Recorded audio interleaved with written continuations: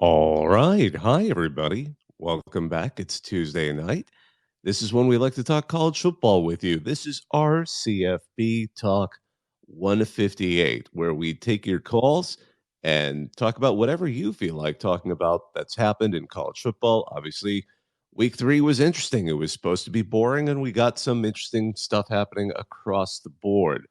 So whatever you want to feel like talking about, whether it be an upset, a game, whether it's what's going on in college football coaching or any area of it, we always enjoy hearing from you. So I'm going to go ahead and fire this up, send off the tweet to let people know how they can contribute. If you'd like to talk with us, just hit request in the bottom left corner of the screen, and I will go ahead and let you up. So I can see we have someone who wants to join us already. So, Jack, I'm going to go ahead and let you up and we can hear what your thoughts are. A lot of things going on. I just want to just take one quick second before we get started. And it could be just 1 second, Jack, if you could. I Yep, wanted no to worries. just, yeah, no worries. I just forgot I wanted to mention this right at the outset. But one of the great coaches and great people in college football passed away today.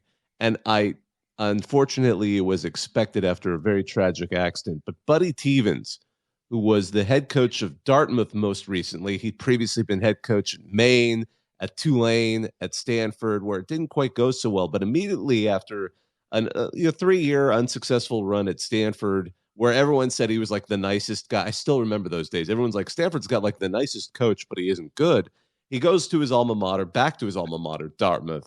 And he was there for a number of years, and they let him do what he needed to do. And by the last 6 years, I mean, he won Dartmouth a share of their first Ivy League title, and the first time in like 19 years. He won a total of 3 of those in his final stretch. And then just tragedy. He got hit by a car when he was on a cycling trip with his wife down in Florida. And all accounts were it was terrible. I mean, like some reports, people were being, respectful of his privacy, but the reports that were being released were not good. Like they were like, it's a spinal injury. They had to do an above the knee amputation. And if you know anything about the medical industry or the medical device, or sorry, that's my background, but anything in health, that's the odds of survival go down tremendously if they have to do that. And with much tragedy, unfortunately, he just couldn't he couldn't come out of it, and rehabilitation failed, and he passed away today. So again, great guy, all accounts. He removed tackling from Dartmouth. He was the first person to try and do that. Everyone thought he was crazy, and then next thing you know, again, Dartmouth turned around, and he was able to get them into a winner. He hired the first female assistant coach in all of Division I football. That person's now in the NFL as a coach. So again, just by all accounts, everyone who knew him said he was one of the good ones. And, just cut early. He was a 66. So I just wanted to take that moment to just say that we're sad to hear about the passing of Buddy Tevens. Great coach, great person, and to all those who knew him. But sorry about that, Jack. On that, you kind of had to listen to be part of that. But I just, on I that just on wanted to that mention note, it. all good. Yeah, rest in peace to Buddy. That's tragic. But on that note, so I'm a Boston College fan, so I was Woo! curious on your thoughts on the FSU game this past weekend, Boy, oh if you got to boy. watch it. That was the game that immediately let us know that this past weekend was going to be pure excitement, because I mean everyone's like, "Oh, these matches are lame." And while there's a school of thought that, like, any road victory is a victory, and to some extent, of course, if FSU bounces back from that, excuse me, what's like, if FSU bounces back from that, it'll be forgotten. But if anything, that spoke a lot to BC, because I think a lot of people, I mean, they were just, the defense of BC kept them to just, really low third down conversion rates. They lost 2 fumbles, and they were just, it was ridiculous what the BC was able to do them. But it was a bandana game, wasn't it? Red bandana game. Yeah, so it was the red bandana game. Obviously, we dropped a tough one to NIU to start the season, but we had a weird quarterback situation where we were starting one guy. We were started Edmund Moorhead, who was our starter for the last 4 games of last year, but we brought in the transfer from UCF, Thomas Castellanos, who I thought looked electric. He threw for over 300 yards, rushed for 100 more, combined for 2 touchdowns on the day. But he absolutely dragged them back in the second half of that game. Our defense, like you mentioned, was able to get key third down stops, but after watching this weekend, I'm not too sure there's a good team in college football at the moment. I think we're definitely seeing that, particularly with the SEC, we haven't had a real chance to see, because I was looking at schedules and I've heard this discussion that, the top two teams, Georgia and Michigan, won't really get much of a challenge at this point until I'd say November at this point. So it's not even clear how great the top is. And we have contenders that seem to be coming out of everywhere. I just want to go back to BC for a second, because the red bandana thing, I've witnessed in person the red bandana magic happen. And that was It's when awesome. I went to USC at BC, No and way. USC was ranked. And I mean, I've been a fan long enough that I can just take a loss, whatever. It's not a big deal. And it was fun to watch the BC fans rush the field, but I was like, okay, this red bandana thing, this is real. And every year, Florida State fans almost found out, like, if you're playing them on a red bandana game, BC is it's like they play with a certain, just an amazing. I gotta admit, I've seen it, so it's not BS. It's real. Yeah. And I think that speaks a lot for BC. And again, as you said, going back what you were saying, yeah, is this a weak season overall, or is this a chaotic season? I'm not sure. But certainly with Yeah. the weakness we've been seeing, I mean, Florida State suddenly looks, and the ACC specifically, the Florida State looks suddenly beatable. And, Clemson's having its own struggles. So I'm not saying BC is going to take it all, but it certainly seems like BC has an opportunity to do better than they have in previous seasons. All I'm saying is the middle part of our schedule, there's a lot of winnable games, a lot of close games. We'll see how they do against Louisville this week on the road, first time on the road. But, I mean, there's a world where they win out if Thomas Castellanos keeps playing and improving. This is only his real third start in his entire career, really, since high school. So, I don't know. Hopes are high, but like you said, weird things happen on Red Bandana. There's almost a voodoo presence in the air, as the FSU fans were joking. Those games are always close and interesting, but I was more encouraged by the loss. I kind of went in expecting it to be a blowout, honestly. But yeah, oh yeah, absolutely. And again, as you pointed out, now Louisville will be an interesting game to see, but then Virginia, Georgia Tech, UConn, Virginia Tech. I mean, all those teams seem to be quite winnable. Pitt And doesn't look too Pittsburgh, good God right knows now what's either. happening in Pittsburgh. Yeah, Yeah, so Phil BC seems like they yeah. have a shot now, for sure. I see 10-2 in a Mayo Bowl appearance. That's my call. And I hope for your sake, I hope that's the case. But certainly, I made that call months ago. Jeff Hafley's getting the Mayo bath. All I love it. I'm gonna bow out here. Appreciate it. Yeah, thanks, Jack. It was great hearing from you, man. Oh my goodness, I see Thak wants to join us, and boy, oh boy, do I want to talk to Thak. He's a knowledgeable in college football, but man, he loves his Mizzou Tigers. Thak, what's going on, man? That game. Oh goodness, I've been hoping you would call Man, in. it's getting crazy. It's getting crazy. I said it 4 months ago. I said the SEC is going to be a little crazy. Look at that, man. Uh-oh. Tennessee losing in the swamp again. Alabama, quarterback issues. Uh-oh. Georgia coming back strong in the second half. Looked a little shaky in the first half against a not-so-great South Carolina team, but how about them Tigers, Bobak? Harrison Mevis with a 61-yard field goal to kick the game winner. Mizzou students rushed the field. Luther Burden had another 3 in a row, 100-yard plus game. Looks like he might be shaping up to be one of the best receivers in the SEC in only his second year. It is looking nuts in the SEC. What is going on? What can you make of the SEC right now? And I said it about 4 months ago. I said, yeah, the SEC, especially the East, is looking wide open, and nobody believed me. I said Georgia. I said Alabama. Uh-oh. Now, and I just want to give a special shout out to there was a fella, Kansas State fan that calls in here pretty regularly. Special Teams he's got a pretty large following. He tweeted out about a couple days before the Missouri-Kansas State game. He said if Kansas State would have lost, he was going to deactivate his Twitter account. And, well, you can't find him anymore, so respect to him for actually following through. Oh, man. It's always amazing. It's like, old WWF, like a career-ending match. I remember when it was like, Ultimate Warrior versus Macho Man in a career-ending match, and really it was because Macho Man had signed a deal to go to another. That's when you learn years later, like, oh, they were just going to another promotion. It was just kind of they figured a way to write him off the show. But anyway, Um, Man, man, that it is. was fun. Oh, go ahead. Oh man, it was fun to watch. I unfortunately wasn't down there, but man, it was a good time. The other cool thing too, man.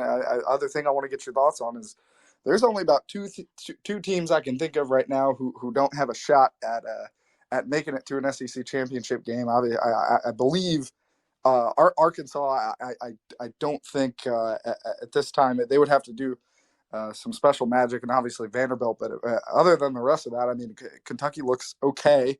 We'll have to see how they play. I can't think of a team, a definitive teams other than maybe LSU that we're going to see in the SEC championship game this year at this time. Yeah, yeah, it's interesting, and I just want to get to that because I think the SEC seems to be in a down year. Georgia, it's just hard to tell. As I said, kind of at the outset, you know, South Carolina, Spencer Rattler, solid QB. They just eventually kind of figured out how to, I think, corral him, and that's where you see that kind of coaching talent and being stronger in that second half and getting control of the game and becoming Georgia and letting that talent sort of uh take command of the game. So I think South Carolina fans, I want to hope feel some pride after seeing that game because I'm not saying no moral victories are a bit of nonsense, but it was a solid outing, and I think it was a real for especially I know I wonder if we'll get that one Georgia fan who likes to come by. I think we saw a good show. I think Leggett. Georgia got their real test. Leggett looks amazing, and I'm good friends with a couple South Carolina fans on here, and I met through here. Leggett looks like an incredible receiver. Obviously, you got Juice Wells that goes down. Sounds like he re-aggravated an injury that was pestering him, but I mean the receiving core looks great. If they can tune up a couple things, they look really good. Yeah, and I just want to really touch on a few of the other teams. LSU's the team that was is kind of. I wonder if losing to Florida State sort of, again, whoever lost that Camping World kickoff was going to have the attention taken off of them. Not that we were going to write them off completely, but then Florida State did really well. I mean, it didn't seem like a close game. And now look at where we're at a few weeks in. Florida State struggled at BC, and that could have just been a blip in the red bandana voodoo, which I do believe in. But at the same time, LSU's looking stronger as they go along. So is this going to be Brian Kelly's program getting stronger week to week, and then we're going to see a contender for the playoff by the end of the season? I'm curious to see that. But yeah, Alabama is definitely a disappointment. I'm very curious to see how they line up against Ole Miss. This could be if Ole Miss wins, then we're going to see some real. I think at that point we're going to just say this is not Alabama's year, and people will move on. But yeah, other than Vandy, and I'm I'm gonna hold off on Arkansas only because there's some good Arkansas friends of mine. I'm not gonna say the Razorbacks are out of it, but Tennessee, was that a blip? I don't know. Was it the swamp voodoo? I mean, we're talking voodoo here. Tennessee going and losing at the swamp. I mean, that's unfortunately, this is a recorded message. I still remember one of the Tennessee fans in the post game conversation on Reddit had the funniest thing. It's like, I now know what hell is. Hell is going to be me going and watching Tennessee play at the swamp for the rest of my eternal life, for the afterlife. That was his version of hell, was going to be watching Tennessee playing in the swamp. Oh God! But gosh, this has been, the best thing about this is if you're an SEC fan and you're not a Georgia or Alabama fan It's awesome. necessarily, this is a great time. Oh, it's This is awesome. like the most exciting I time. love it. This is like pre 2007. I don't even know. Even go further than that. I just remember how exciting it was when the SEC was just delighted that LSU got a portion of the title in 2003, and then before that, obviously Tennessee in '98. But now it's like this is like going back to times where it just feels wide open. And so if you're an SEC fan, suddenly everybody has a shot. Maybe not the national title, maybe the national title. Who knows? Maybe when you get to the playoffs, you'll get some strong teams. But if I'm an SEC fan, this is exciting times, and I'm enjoying it, and I hope all of you out there are too. Yeah, it's cool. Another thought, touch on LSU too. I think really interesting test for LSU is going to come in week 6 when they come down to Columbia, Missouri. and face the Tigers. As Tigers win this week in the Dome, facing Memphis and facing Yeah, and Vanderbilt then on at the road. Vandy the following week. You could have an undefeated Missouri team against a one-loss LSU team that it's going to make Yeah, an I agree interesting with you. test. That LSU at Mizzou game is by far right now, at least in terms of just where the SEC is headed or who the potential surprise contenders could be. That's going to determine a lot. 100%. Well, hey, thank you, Bobak, and MIZ. Go thicker kicker. Everybody, go buy it. Go buy it. Fucking thicker kicker burger. Absolutely. And that kick, by the way, was the SEC record. It was 61 yards. How astonishing is that? And the redemption. That was beautiful. We're going to see him play on Sundays for sure. I damn sure hope so. Have a good one, y'all. Yeah, take care, man. Let's see. I tried to let up John, and the system didn't seem to want to connect. But I've let you up here, Gamecock Superman. It's good to see you, man. How are you doing? How's it going, man? You know, it's been a little bit better in Gamecock world, I would say, but we'll pull through. We got Mississippi State. What are your thoughts on the game on Saturday? I'd love to hear what you thought watching that. So, I mean, watching the game, obviously, I'm not going to lie and say, you know, I felt like we were going to be competitive going into it because I really didn't. I thought that, you know, they were just going to blow us out. We struggled to stop the run for the last couple of years. I thought they would just run it down our throat and be up like 30 to whatever and have Carson Beck taking Snapchats in the crowd like Stetson Bennett was doing to us last year. But you know, we finished the first half amazing, obviously. Spencer Rattler was able to, you know, get us up 14-3, and I really did think that we were going to pull off the upset.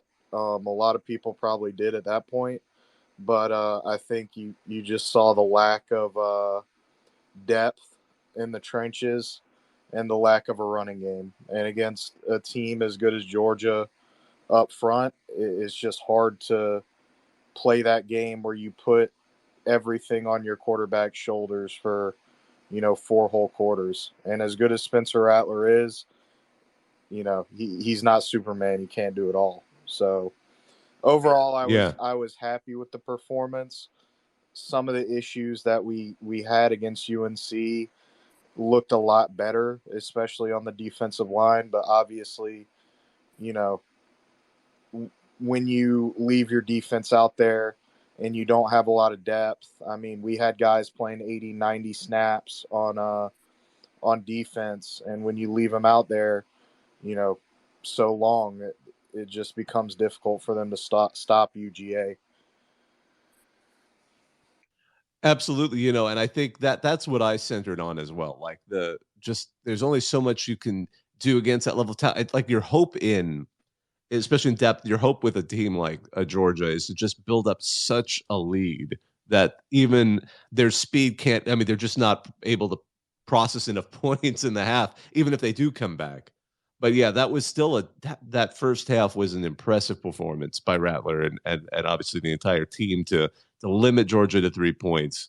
And I mean, I would say like Mississippi State is coming to town on a Saturday night. Obviously, that's kind of a under the radar game this weekend. But I think, you know, if we can beat them at home, it's our first SEC game at home, night game.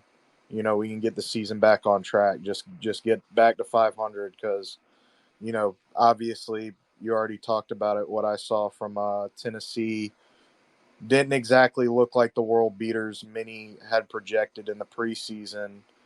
And I mean, as hard it is to win in Neyland, you know, you got to feel at least somewhat confident about where your team is at compared to where they're at right now. Yeah, at the very least, I mean, and when somebody said, you know, Tennessee's lost 3 of their last 5 SEC games, I mean, I always get a little concerned about that because, yeah, we're looking back to last season. But looking at just how the conference is across the board, now that you got Georgia out of the way and did a pretty reasonable job against, you know, the 2-time defending champs loaded with talent, the rest of the schedule seems to be all games that could be won. because there is no team right now that's left on that schedule. Because you got Mississippi State, of course. That'll be interesting to get in sense of pecking orders. Mississippi State, they certainly got run over by LSU. But now, Tennessee, Florida, at Mizzou. Is Mizzou going to be the big challenger? It seems like we're heading in that direction. I mean, for South Carolina, it always seems to be a big challenge, Mm-hmm. I'm not going to say that South Carolina fans don't, troll and, fire shots in Mizzou's direction due to, just a lot of people think that they shouldn't be in the SEC, but I'll give them credit, man. No matter how bad you think they are, they just seem to own us. So I'm I'm hoping to break that streak, but at this point, I just have no idea where in the SEC East hierarchy every team is at. So I agree. This is the most confusing season. In your opinion, where after Georgia, where do you think the teams fall in the SEC East? Boy, oh boy! At this point, I mean, I haven't gotten any serious read on Kentucky at this point. Vanderbilt is obviously going to probably be at the bottom. I mean, UNLV took care of business against them. I mean, don't get me wrong. I actually really want UNLV to be successful, and they did it with a former Mizzou coach. But we'll set that aside for a second. The middle is the toughest part. What did we see with Florida? Was it the swamp voodoo, or is the Utah version of Florida the one we're going to see for the rest of the season? Tennessee is similar. I don't know. Was that a blip? Was that just the swamp voodoo, or are they going to get it together? I mean, that offense that impressed so many people last year, it doesn't quite have that same feeling as we're getting from the Vols this year. They could still be decent enough, and I would expect them to put together a reasonable season. But yeah, the middle of this is so confusing. I feel like we got Georgia at the top, Vandy at the bottom, and then the middle. I just couldn't tell you. I mean, Mizzou at this point seems to be surprising, but it could be a fool's gold. Who knows? I mean, I'm really looking forward to that LSU game we were just talking about. With Brady Cook, do we know what Brady Cook's injury situation is? Because I saw a post on Twitter saying that he wasn't going to be playing against St. Louis. Do we think that injury is going to, be lingering throughout the season, or what's kind of the deal with that? I'm not sure, but I have to say, when you're questionable versus, say, Memphis, that Memphis team isn't probably going to challenge them that much. I mean, I'm saying that and I just jinxed it because they're playing it. I love that it's a neutral site game, and I know Zach talked about that because they're not playing it. I mean, they agreed to this a little while ago. But I think they'll want to rest him before he has to play the bulk of the schedule, which is going to be the rest of the SEC. I think that Memphis game, I'm not going to say they're going to overlook it, but I could see why they would try to rest up, play that game in St. Louis, get it done. They have Vanderbilt after that. So again, you've got a couple of seemingly very winnable games for those Tigers before they play the real, not the real Tigers, that's not what I meant, but they play the real challenge in the LSU Tigers. Oh my goodness. That's not what I meant, Mizzou fans, I swear. I see, and I'm going to get back to Thak again. I see you're in the queue, but I do want to give a couple other folks a chance to speak as well. I want to also let up, and feel free to stick around, Gamecock Superman. I want to let up Bears plus Illinois football, and then after that, I'll let up Andrew Streeter. I see you there. I promise I'll get to you. What's up, Bears plus Illinois football? Hey, what's up, man? Hey, how are you? Good, how are you? Good. So I just wanted to ask about the situation with Luke Altmaier in Illinois. Do you think he will have a bounce back after that horrible Penn State performance? Well, Penn State, if there was going to be, and maybe this is just a Big Ten at this point, Penn State seems to be a realistic contender to challenge Michigan and Ohio State. Though those three teams are by far, in a way, it seems to be the top. We're going to get a really good read on Ohio State, by the way, this week. At least they play Notre Dame, and that is a game to be hyped for. But I think Illinois fans shouldn't be put too much into that game with Penn State. It was a strong team. We're going to see if they can tune up. They get a couple of Illinois will get a bit of a break, hopefully. Florida Atlantic, Tom Herman, yeah, he can coach at lower division schools. I mean, lower tier schools. He did great at Houston, which is how he got into Texas. But FAU doesn't look like they're going to be any big of a challenge. Playing at Purdue will be a great opportunity again to let Illinois to see where they are. If they can beat at Purdue, I think then again, it just may be again. We're still early in the season. We're 3 games in. That Kansas losing to Kansas, Kansas is 3-0. Granted, I mean, it's so weird to say, like, again, we can't tell where Kansas is right now. We can't tell where Illinois is right now. Losing to a top 10 Penn State team that is expected to challenge not only for the Big 10, but even have a chance at going to the national championship. If I'm an Illinois fan, I wouldn't read too much into it because, yeah, Altmaier has a bad game, but he should give him an opportunity against some teams that might not be as challenging as going for a top 10 program. I do feel like the only reason Toledo and Kansas were close is because their quarterbacks can just like run around, kind of like they can just space out, and they kind of space out our defense. I don't think Belima was prepared for that, but I did feel like the defense played way better versus Penn State, and that game was a lot closer than the final score. It was 16-7 for most of the game, but yeah, I do feel like the defense can make some more improvements in the secondary, especially. Yeah, Bielema can coach. So that's the thing. I mean, I think he's just still dealing with the fact that Illinois has always been more difficult. It's always been a slightly more difficult thing. I'm not saying it's not a basket case program, but he got there and he's doing, he's in his 3rd season, he'll need some time to build it up. I mean, I saw what he did at Wisconsin. I still remember when he was just a terror at Wisconsin. And I think there is enough strength there. I mean, changing defensive coordinators, not always, again, it's still an adjustment for them. But I think Illinois, give them some time. I think this is still a season where they can turn it around. And I think to judge the program at a loss, hosting Penn State, that's a tough one. But I think that that might be the toughest game of the entire season. Actually, I think about it because they miss Ohio State and they miss Michigan. It sucks that it was the 3rd game of the season. That kind of is. It sets a pall, especially after that loss to Kansas. But I think the rest of their season, they should have a shot at each team. I mean, Minnesota. I'm sorry, I have to go to Minnesota because I did my grad school there, so I still consider them like my second team. They got pantsed by North Carolina. So at this point, who knows who will win in there? But looking across the entire West, I mean, Purdue, Iowa's the only ranked team there, and it still feels weird thinking of Iowa as a potential challenger in any of this. Nebraska, as we know, is certainly a work in progress. Northwestern, you can just write them off at this point. So again, there's a chance for a lot of serious wins for Illinois. I think this is a very winnable schedule. And I think, again, I would caution for Illini fans after that Penn State game because it was Penn State. Yeah. Hey, Gamecock Superman, I just saw you unmuted. Do you have a thought on this? I was going to say, or I was going to ask, is this the last year of divisions in the Big Ten? I assume it is, correct? Because next year they're going to be adding all the West Coast teams.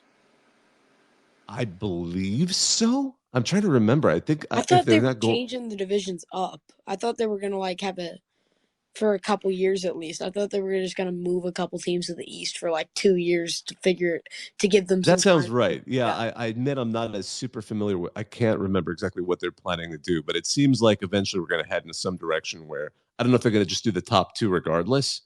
But well, my question is, at this point, it just feels like the national title is just kind of wide open. Do you think this could be the year where the champion of the Big Ten West actually challenges the champion of the Big Ten East?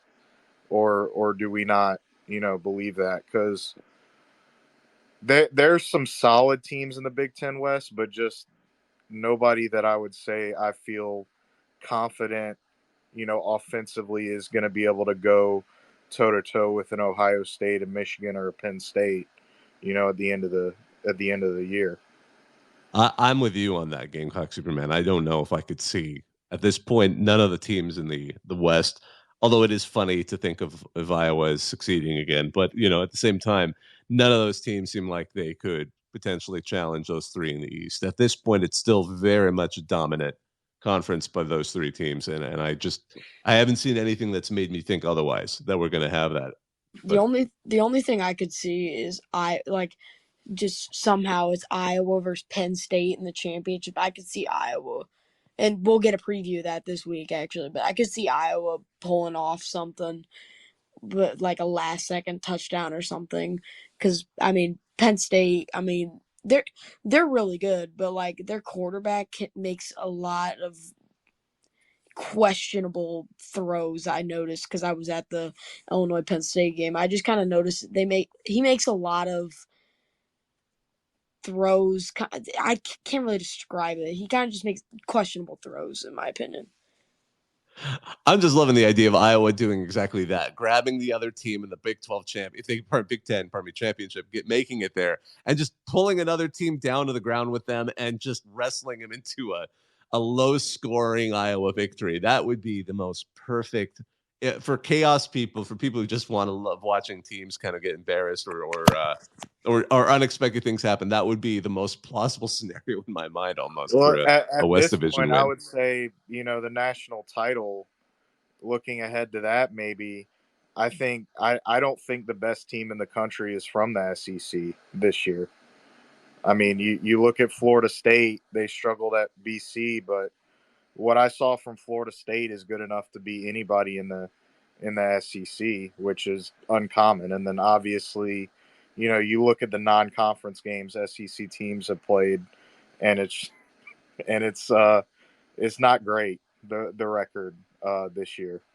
Yeah, at this point, it's really hard to say who would be my playoff four. I mean, I still feel I'm doing a default to Georgia. Texas seems solid. Michigan hasn't really shown us against anybody with a pulse yet. But then, yeah, beyond that, I don't know. Is it Florida State, USC, Ohio State? Washington, by the way, and I've started to see them getting hype because no one's paying much attention to them, because when they look at the Pac-12 has been totally dominated by, Dion. The Dion show is stealing everybody's thunder basically west of the Rockies. For better or worse, it's great if you want to be under the radar. But my goodness, I mean, Michael Penix Jr. is actually putting up some insane numbers against the teams he's playing. And granted, Michigan State was reeling, but they went and just absolutely brutalized Michigan State on the road. And again, Michigan State's got some serious problems with what's been going on. But that was unexpected. And I'm very much looking forward to seeing how they're going to do hosting Cal, because they got Cal this week. We're going to have actually a photographer on the field for that one. I'm looking forward to that. But I'm very curious to see how they're going to do. The USC Colorado game is a 9 a.m. local time kick. Is that yes? That's correct? bonkers. I couldn't believe that. They just announced that today. They're going to have a lot of cover. I mean, they're going to have Fox. I always forgot Fox Big Show there or whatever it is. They're going to have their Big Noon, and yeah, it's going to be a noon kickoff. When I heard that noon Eastern, I'm like, that's a Mountain Time zone. That's going to be crazy early. So it'll be like 10. But yeah, that should be a fun one for all those fans on the West Coast who have to wake up super early to watch that marquee matchup. Oh goodness. But and I just want to say, Ski Masks Murphy, what's up? I know I let you up here. I just wanted to hear your thoughts. What's going on, man? Oh, well, I guess, especially talking about Dion, I think the first thing, we owe an apology to the guy last week who asked what would happen if CSU could beat Colorado, and we all said there's no chance in hell of that happening. And one play goes the right way, and CSU would have won that game. But yeah, as far as the Pac-12, well, the top of every conference right now, everything's looking pretty wide open, and picking a playoff four is difficult. I mean, before going into last week, we would have said, Georgia and probably Alabama would still be in that race. But I mean, even though South Carolina does have a great quarterback in Spencer Rattler, we didn't think Georgia was going to struggle with those guys the way they did. And then I didn't watch the whole game. I watched everything after the rain delay with Alabama versus South Florida. And by God, I was on Twitter or X, whatever you want to call it, and players formerly who played in the SEC were answering the question of no one's afraid of no one's afraid of Alabama anymore. They see them as being a normal team now that everyone can beat, and South Florida definitely showed it. Yeah, absolutely. And I think Alabama, this is just without a strong quarterback, Alabama is just does not know what to do right now. It seems like they leaned heavily on the running game to kind of get themselves out of it. And maybe that's what they're going to have to do. That's going to be their identity now after this. But I know they named what's his name? Milrow. Milrow is the Milrow's back. starter this week. So we'll see here, but I think this has been a bit of an unexpected bust for them because I mean they brought the quarterback from Notre Dame, the Butchner.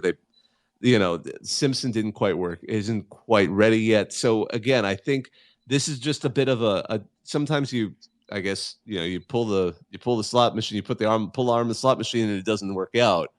And this might be a down year for Alabama, but of course at the same time, man, USF fans had been so thrilled. That was, oh my goodness. I think all of us were paying attention to that game when those scores started to come out. I see Bears, Illinois football. You wanted to add something real quick? I just wanted, this came to my mind when we were talking about the Pac-12. Is it just me, or is the Colorado hype just out of control?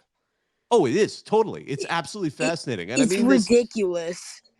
Somebody put it this way, and I'm glad because it confirms what I felt was a biased opinion on my own part because I'm a USC alumnus. I graduated way back when we were awful in 2000, but I remember the hype when Pete Carroll and Matt Leinart and Reggie Bush, and it was like Snoop Dogg on the sideline and all the other celebrities on the sideline. And that was before, Twitter. That was before social media was like it is now. Deion's actually like Colorado is suddenly not only there, but magnified by the fact that, I mean, he and his son are both excellent interviews. I mean, his son really knows how to handle the camera. I mean, the stuff he was doing was beautiful in those interviews. And I say that because it's entertainment. I'm going to be honest. I still see college sports, the E and ESPN, I see it as entertainment in a lot of ways. And they know how to make it entertainment. I mean, it's like it was one of those perfect games as it was going into overtime for people to start reusing that clip from Gladiator. Are you not entertained? I mean, you come to this sport because you want entertainment, and then not only that, the proof is in the ratings. I mean, they had like over 9 million people tune into a game that was kicking off at 10 p.m. Eastern. At 11 p.m. Eastern, they had like over 10 million. It peaked at over 10 million, 11 million people watching that game. That's incredible. That is unprecedented. Hold up. Were you gonna say something? Oh, I was just gonna say I believe they said the first two Colorado games actually got more viewership than Sunday Night Football, which in terms of sports is like nothing outdoes Sunday Night Football outside the Super Bowl, which lets you know like whatever Deion's doing at Colorado, he's doing something that, as you just said, hasn't been done since Pete Carroll, where it's like, hey, as a college coach, I'm going to be the star, and my players are also going to be stars. Yeah, and this is almost, I would say, different than Carroll is just sort of like his own thing, his own like. Deion is his own is on a whole other ball game, and if he's able to keep winning, and granted that Colorado State game shouldn't have been that close, and Colorado State was really, their penalties almost deserve a big assist in how that went down, as we remember there, but yeah, that was such a striking game. I know Gamecock Superman, you wanted to add something to this. Well, one question I do have to add to this kind of Deion talk is, I know the hype is big. Obviously, the viewership would indicate that. But my question to you is, do you think that Deion Sanders is gonna stay at Colorado long term?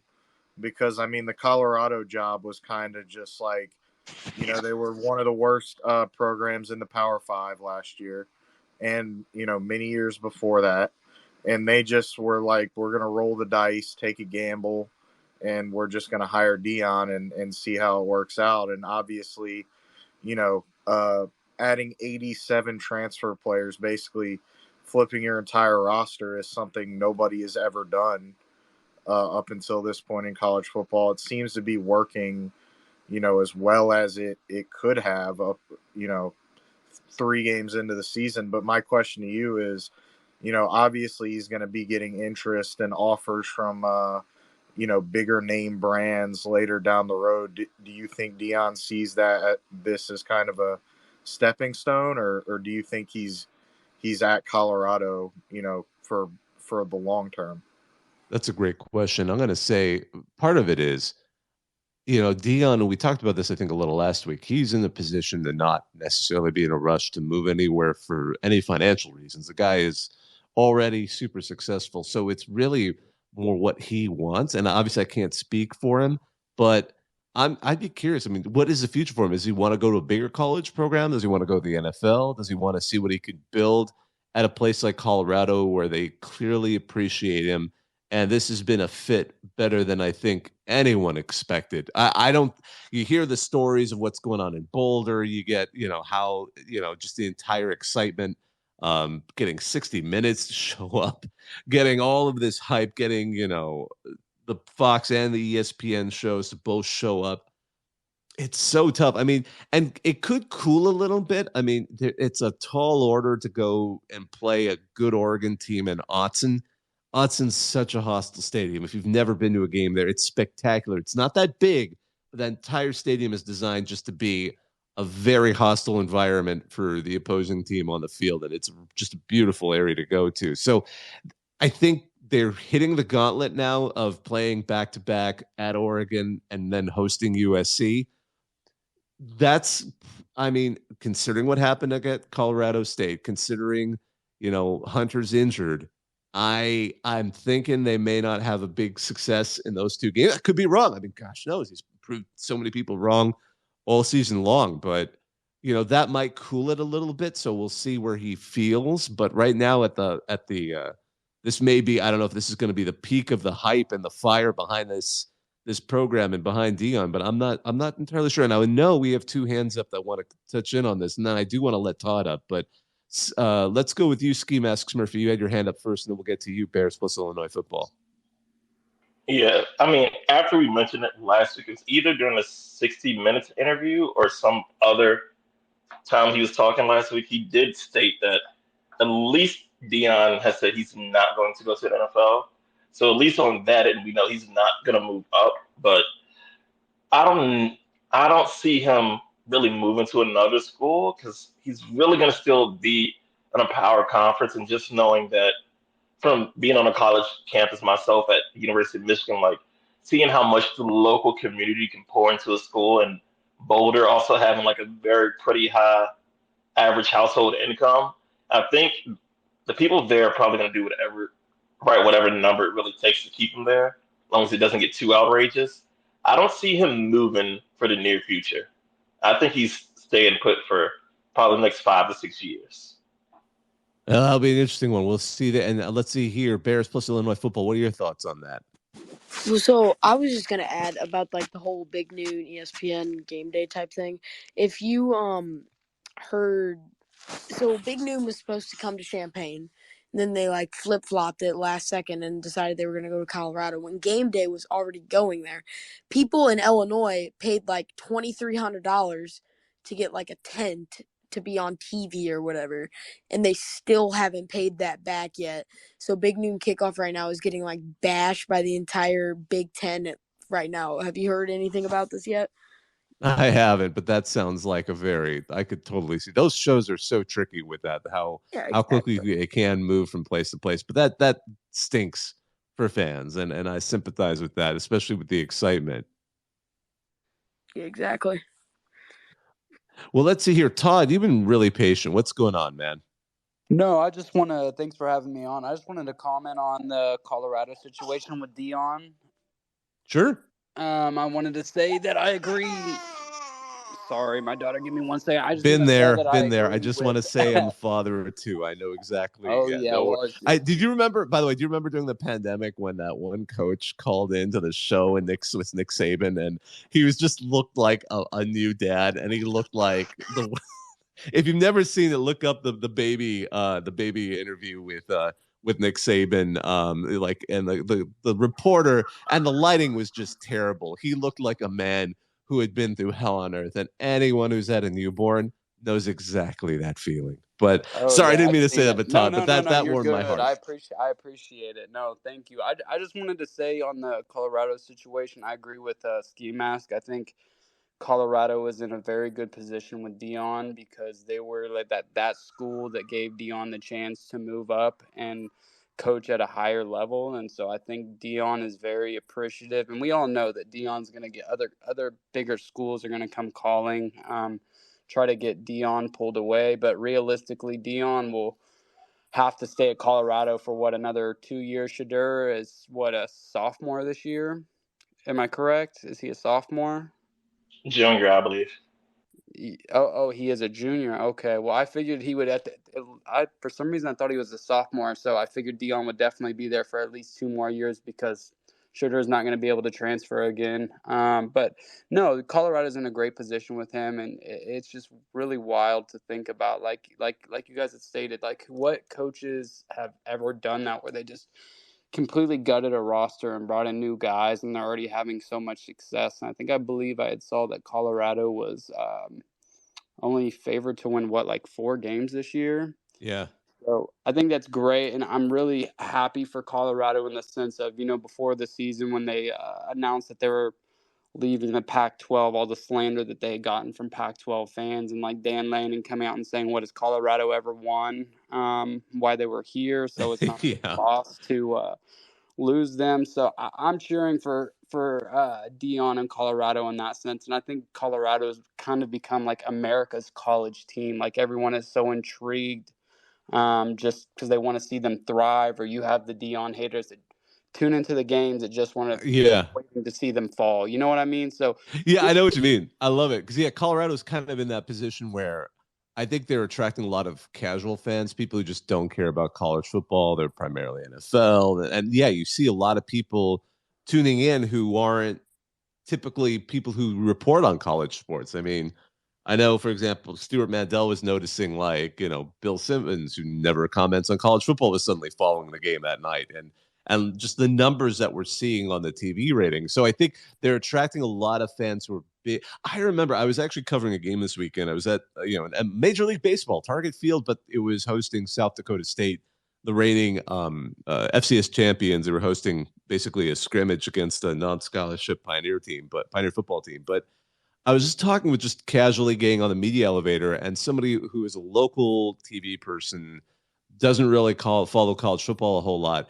All they wanted to do was just talk to me about Deion Sanders, and I was like, I don't mind, but I'm thinking to myself, this is a sign. This is like, again, it's kind of that casual fire that started to happen around USC in that 2005 season, but it's magnified by so much going on, and you have a coach who's so good at speaking to the media and to getting that kind of attention, and was always good at it before, but now he's got a winning team and he's got all this attention on him. What we started to see clearly at Jackson State is now, magnified even more. It is. So when you say it's America's team, I know there's going to be a lot of fans who are going to suddenly get like, what? No, cringe, But at the same time, I get where that comes from because it's that casual fandom that's coming in that's suddenly paying attention to a Colorado team that was awful last year. I mean, and awful for quite some time. Although I have to say, some Colorado fans are very happy that Mel Tucker got poached from them by Michigan State. I want to just say that those fans are thrilled that Michigan State took Mel Tucker away from them. But yeah, it is something else to watch this go. And I think you're right. So many people also want to see Dion fail. I mean, Danny Cannell caught a lot of heat for some of the tweets he's been doing about really just wanting to see Colorado fail. So he's like the other extreme in all of this, or a sample of that other. But it's certainly not hurting for bringing eyeballs to every game they play. That's for sure. Well, and I also wanted to say one more thing. I think it makes it even more special is this year is probably the deepest the Pac-12 has been in a very long time. So the fact that, and I know they haven't gotten into conference play yet, and they have USC and Oregon coming up in the next, 2-3 weeks. But I think it's going to be, like I said, no one thought anything of Colorado heading into the season. And if Colorado can find a way to stay healthy because they're very thin at certain positions, they can stay healthy, I really think that they can compete with the Oregons, the USCs, and the Washingtons, and maybe even Oregon State for a chance to make the conference championship game. So coming from a fan whose team is in the Big 12, I am rooting for Colorado, and I hope that they can do great things this year. Absolutely. And just one thing I wanted to also touch on before I forget, that roster change that, as you said, no team's ever done a new roster the way Colorado did.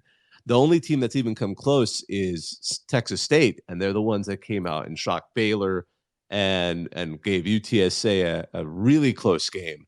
So those are the two teams. I mean, it was a pretty big distance between number one Colorado and number two in terms of sheer numbers of players, Texas State. But if these two teams have overall good seasons, their other coaches paying real close attention to this, particularly if they're hired by a new program and they just decide to go, full on Dion style or somewhere in between. It certainly seems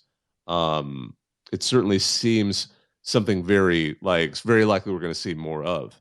Well, another question I have that sort of relates to the transfer portal and things of that nature is we just talked about Michigan State. My question is, do you know if now that Mel Tucker is fired and no longer at Michigan State, do players within Michigan State's roster, are they able to transfer mid-season, 30 days, Yeah. So, if he's officially fired, once he's officially fired, it's a 30 so they're immediately eligible. So you could have kind of like a trade / transfer type of situation where other teams are getting players off of another program's roster and they're immediately eligible to play. Well, not during the season, but the next season. I think that's been a rule exactly for a very long time. Okay. The same thing happened with what is that school? SMU. Like once they got a death penalty, all the players had 30 days. You're going to be able to play next season. So So they're going to have 30 days to other schools can start reaching out to them and attempting to recruit them without penalty. So I that's happening probably at this point. Or was he officially fired? I know they've said they're going to officially fire him. I don't know if they've technically pulled that trigger. But the moment that they're waiting. They're waiting until the investigation's done. Yeah, they have to wait until that 5th to avoid another bigger lawsuit. Because I think they're trying to fire him for cause. Is that correct? And absolutely. The process they've said that is their him intent. Cause is different than just paying his buyout, right? I thought they came out today and said that they officially fired him. Am I wrong? Did I read it wrong? No, I think I can't remember if they said they are planning to fire him for cause or if they have straight out fired him for cause. But I should have had that ready in front of me. I apologize. I know that is their intention, though. They've said that, and they're just waiting. Part of it is they do want to, if you're $90 million and the lawsuit's on the line, you do want to make sure you do it the way that is most favorable to your side. And I say that as someone who, if I were in their position, for sure. I want to, as we're kind of getting closer to the hour, I want to let a couple of other folks get a chance to speak here. Andrew Gilmore, you've been super patient. What's up?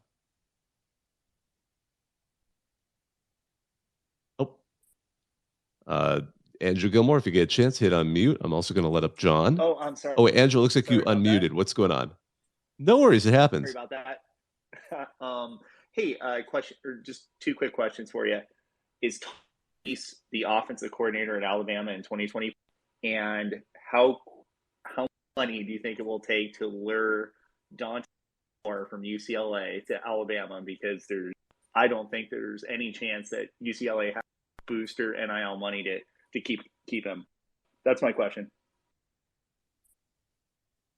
And I apologize. It chopped out on the person you were suggesting becoming the offensive coordinator for Alabama. Who are you suggesting?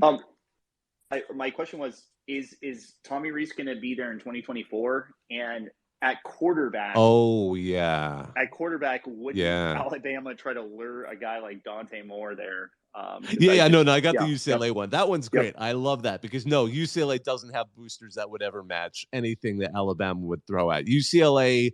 If it's hoops, you might get some money to show up, but UCLA football is sleeping giant would be giving them a lot of credit. I mean, they have been okay in previous years, but yeah, no, UCLA would always lose a battle to Alabama or any serious SEC team that want to go after one of their QBs. In my opinion, I think if Alabama did, they would. Now, the Tommy Rees question will let the season kind of pan out. You know, if you don't have a strong quarterback, it does make your offense look bad in general. You know, that certainly seems to be what's going on in Alabama. So we'll give him the full length of the season. I think I can imagine Coach Saban is going to probably do the same thing and just sort of assess as it goes on. He's smart. He'll do that. I have a lot of faith in him. I mean, he's yet to make me think like he doesn't know what he's doing. So, and as a CEO style coach who loves to focus himself on recruiting, I think he'll make that call as we develop in. But no, I would. As a fan of the rival university of UCLA, yeah, go for it. Yeah, I don't think they would ever be able to stop you if you did. But goodness, hey John, what's going on? I see you're up here as well. It's Hey man, how you doing tonight? good. How are Not too you? bad. Got on a little late tonight. Actually, was got to see the Braves play in person. I'm traveling for work, and so got to see a Braves game. Oh, Yeah, so fun. yeah, that's the only reason, big reason I came in late tonight. I just got back to the hotel. But yeah, hey, my question for you is tonight. So, who do you think is more nervous after this last weekend of football, the Big 12 or the ACC? Considering some of the frankly piss poor performances from the teams on both sides. You know, Stanford lost to Sacramento State. Cal was struggling against Idaho. I mean, there's a 2-score win against Idaho is not really convincing. But then on the flip side, you know, the Big 12 had a lot of bad losses this weekend, and you know, with their strongest schools leaving the conference. So I guess the question is, who is more in a panic mode right now, the Big 12 or the ACC?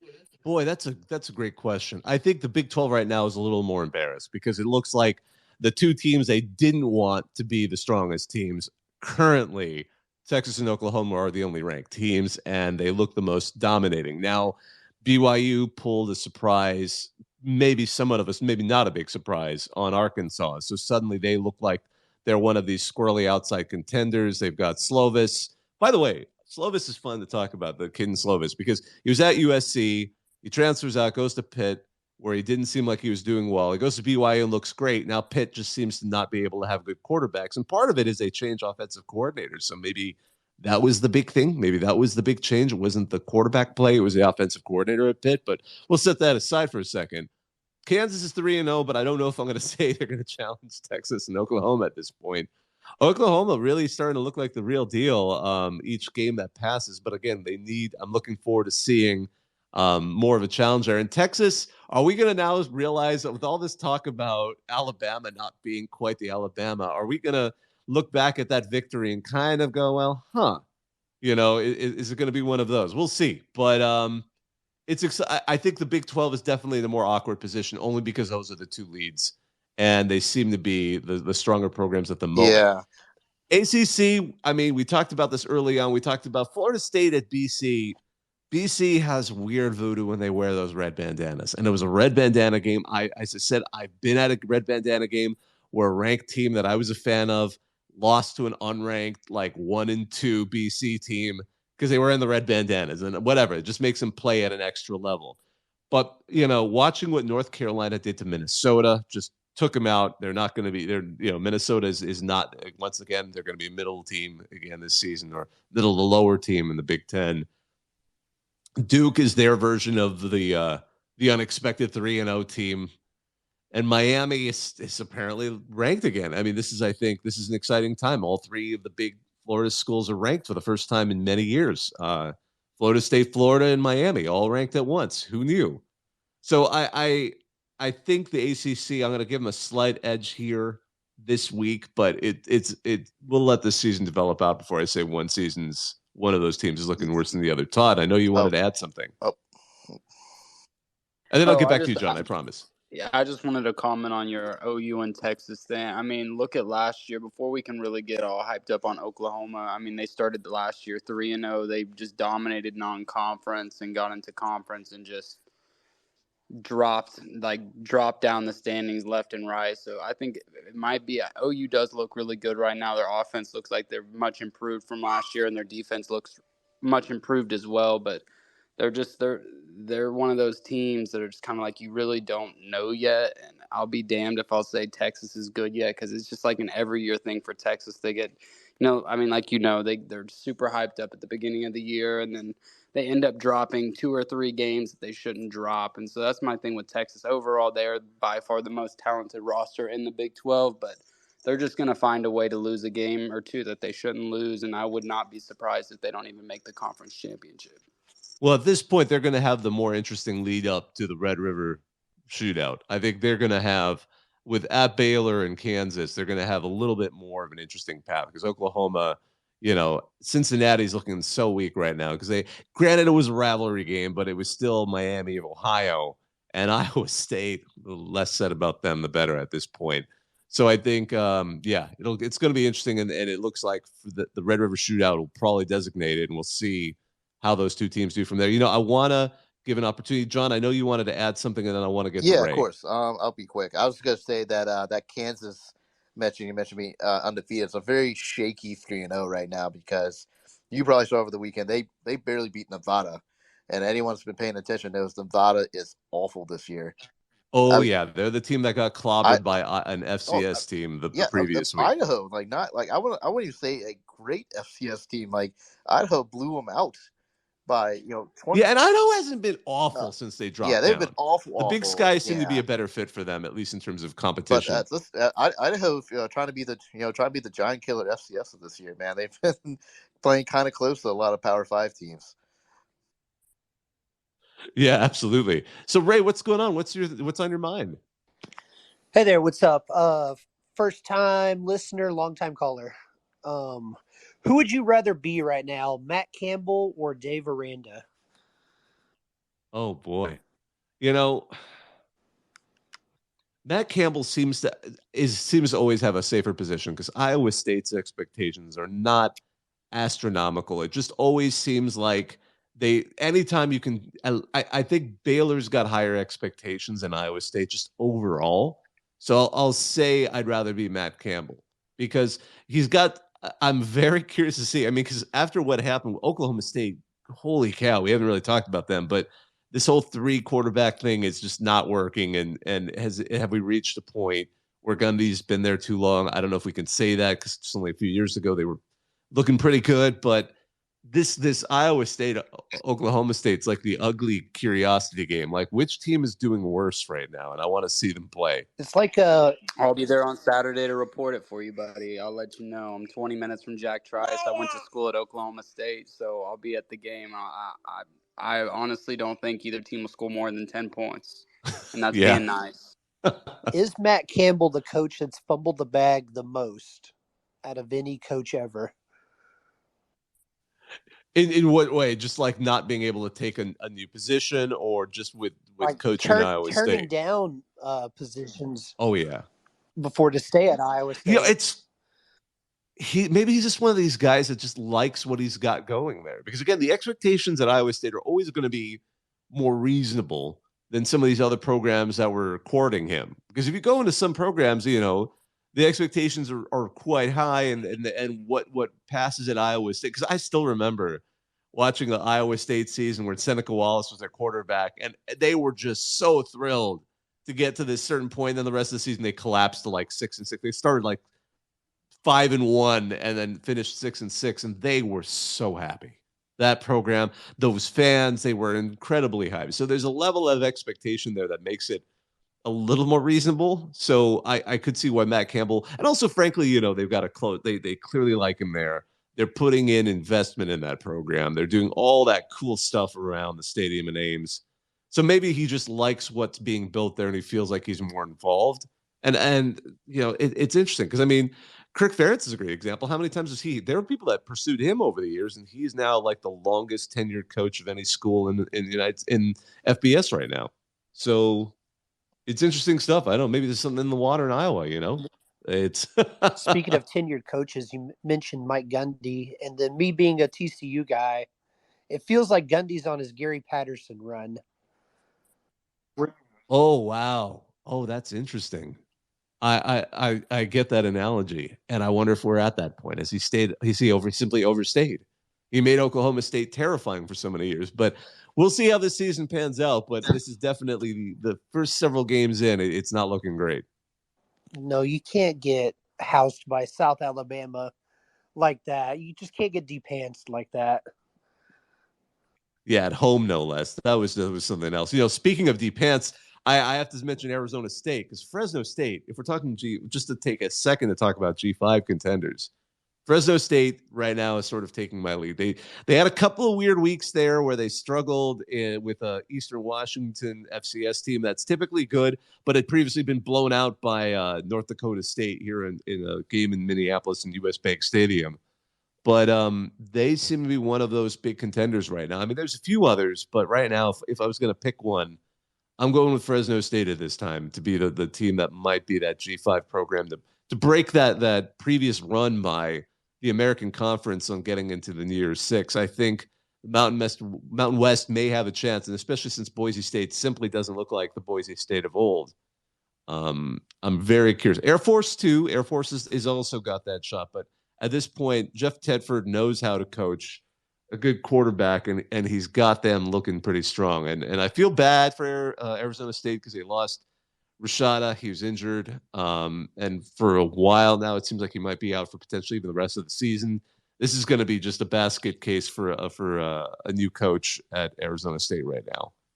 You know what? We typically like to wrap these up about an hour. It has been we've let the last couple of shows go so long that I'm kind of relieved that I'm going to go ahead and start wrapping this one up.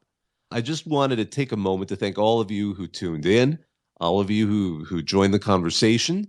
This is our CFB Talk 158. My name is Bob Akhieri. I hope your teams have a great week 4, and we're going to be talking about it next week. Now, I'm going to hang up and listen.